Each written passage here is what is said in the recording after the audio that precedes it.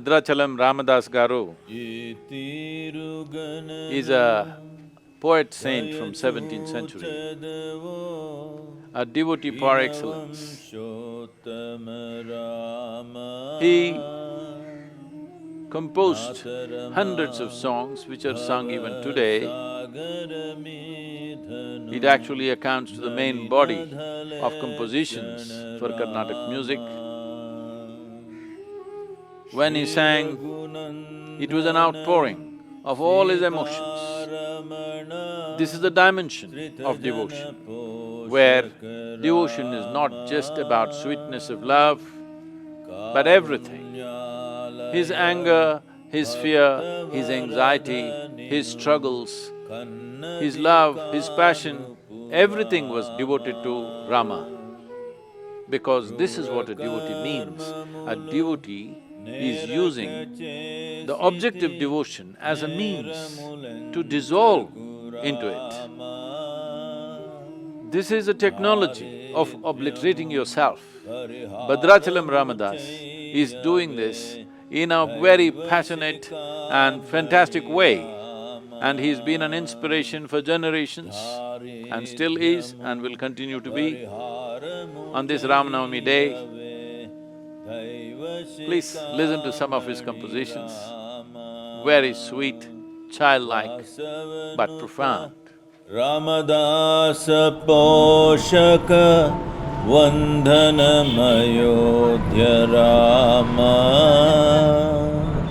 Dhasarchita Makabayamu Sanghave Dhasharati Raghurama Dhasarchita Makabayamu Sanghave Dhasharati Raghurama Dhasarchita Makabayamu Sanghave Dhasharati Raghurama Rama Rama Rama Rama Rama Rama Rama Rama Rama Rama Rama Rama. See, our temples are not places of prayer. This is something that people have completely missed. Probably in the north, it's completely gone. In southern India, still the instructions are there. Here the instructions are, in Karnataka and Tamil Nadu, if you go to your temple, nobody told you you must pray, you must appeal to the god and this and that. If you go there, you must sit quietly in one place, because these are different types of energies. Consecrations are of different types. Each deity is consecrated in a certain way to open certain dimensions of your life. So you are supposed to sit there and imbibe that. Even in north, they only told you to have darshan, not have appeal, isn't it? Darshan means, because it's an energetic form, you take that impression into your mind and your heart. This will transform you. Because it's an energetic form, the physical form is just like a scaffolding. It is there, it is necessary for the visual apparatus, but it's the energetic form, you're supposed to imbibe it. Because in this civilization that you refer to as Hindu right now, which unfortunately has been so badly distorted, or let's say probably more appropriate word would be Sanatan, but that also has become a bad word today. Sanatan means eternal. So in this culture, nothing can be eternal unless it's all-inclusive. In this culture, there is no such thing as prayer. In this culture, there is darshan. In this culture, the aspiration is to not to go to heaven and sit with God. In this culture, the aspiration is to become divine. The aspiration is to become divine, because what we consider as divine is something that's risen above what we normally think is human action-reaction kind of life. See, for example, many people, even in newspapers it's being written, Tendulkar is cricketing God. Because in people's mind, at least during his time, it's still so, Whatever we thought was humanly possible, he rose beyond that, just hitting a damn ball, that's all. People say Sadhguru is God. Your followers say Sadhguru is God. No, nobody says that. They put me to work every day. So, when they say he is God, they're not saying he lives in heaven or some nonsense. They are saying he's risen above what we think is human ceiling. He's risen above that. This is how we worshipped Rama, Krishna, everybody. They rose beyond their limitations, no matter what life throws at them. Even in a battlefield, they're cool. Even in a battlefield, he's joking. So we bow down to him when everybody's terrified of life and death. Somebody is above that, means we'll bow down to him. Even now, suppose in Indian army, there is one major or one colonel or somebody, even in bullets are flying, he's just cool. Everybody will worship him because he's risen in some way. So in this culture, we are not wanting to go to God, we want to become that. But our idea is not the God. We see everything as God. We'll bow down to a tree, we'll bow down to a cow, we'll bow down to a snake, we'll bow down to a rock, man, woman, child, anything. Because no piece of life is happening without the source of creation throbbing in it. If you recognize it, you bow down. If you don't, you don't. This is not just a temple, this is inspiration for generations to come, both in India and for all humanity. Because Rama is an epitome of humanity. No matter what people did to him, no matter what life situations did to him, he did not lose his humanity. He did not become frustrated, angry, hateful, always equanimous.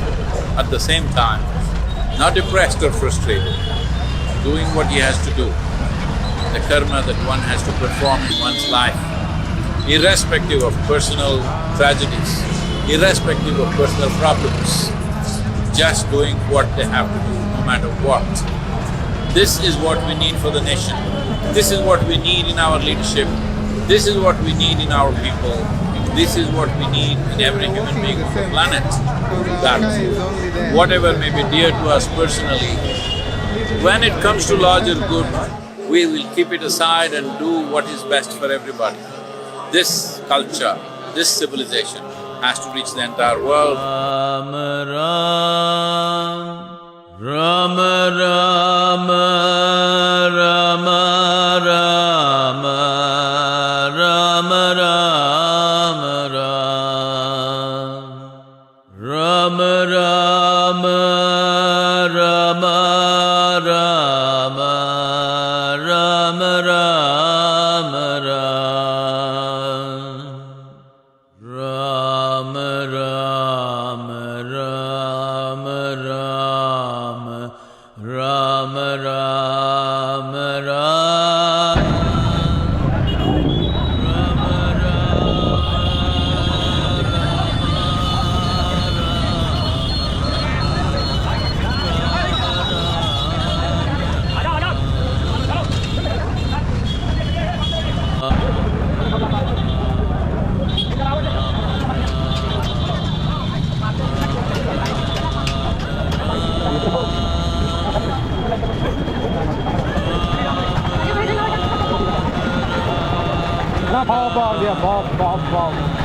Some darshan we will go, then after we will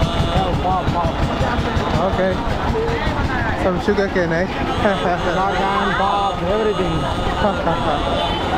ये तो मंदिर है. Ah, this is it? This is मंदिर. Ah.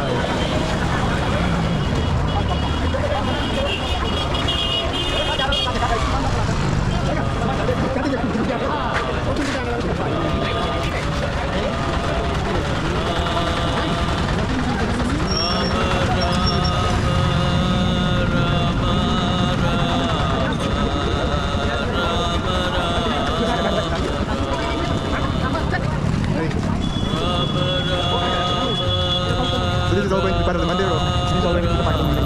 Okay.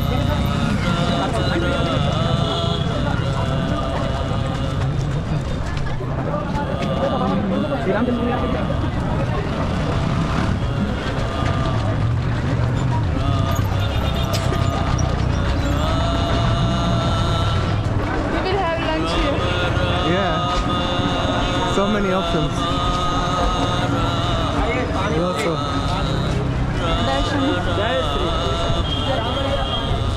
Jai Sri Ram.